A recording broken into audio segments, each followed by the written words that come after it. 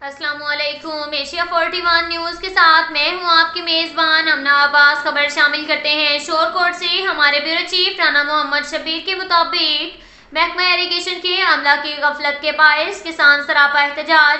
گزشتہ کئی ہفتوں سے کھال مسمار ہونے کی وجہ سے 400 ایکڑ کے قریب زرعی اراضی کے بنجر ہونے کے خطرات لاحق ہونے لگے، جبکہ سرکاری نہری پانی بھی بڑے پیمانے پر ضائع ہونے لگا۔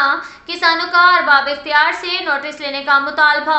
شور کوٹ کے نواحی علاقہ کوٹلہ محمد ظریف کے خان کے کسانوں نے احتجاج کرتے ہوئے کہا، محکمہ ایریگیشن شور کوٹ کے عملے کی ملی بھگت کے باعث نہری پانی کا سرکاری پختہ کھال مسمار کر دیا گیا تھا، جس پر محکمہ انہار کے ایس ڈی او کو درخواست گزاری تو ایس ڈی او نے کھال مسماری کے خلاف کارروائی کرنے کے بجائے کسانوں کو دفتر سے باہر نکال دیا، جبکہ کھال مسمار کرنے والے بااثر افراد کو اپنے کمرے میں بٹھائے رکھا اور کہا مذکورہ کھال مسماری کی درخواست قابل سماعت نہیں ہے۔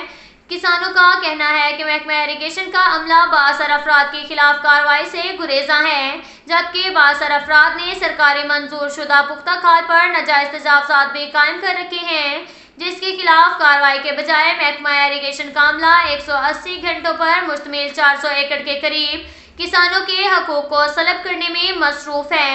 انہوں نے وزیر اعلیٰ پنجاب، وزیر الہی، سیکریٹری ایریگیشن، کمشنر فیصل آباد سے فوری نوٹس لینے کا مطالبہ کیا۔ اس موقع پر محکمہ ایریگیشن کے ایس ڈی او کا کہنا ہے، کھال کی تعمیر و مرمت محکمہ زراعت واٹر مینجمنٹ کے زیر اہتمام ہے، لہٰذا کارروائی کا اختیار بھی محکمہ واٹر مینجمنٹ کو ہے۔ اب تک کے لیے اتنا ہی کافی ہے۔ ملتے ہیں اگلے بلیٹن میں، ہمارے ساتھ رہیے گا۔ اللہ حافظ۔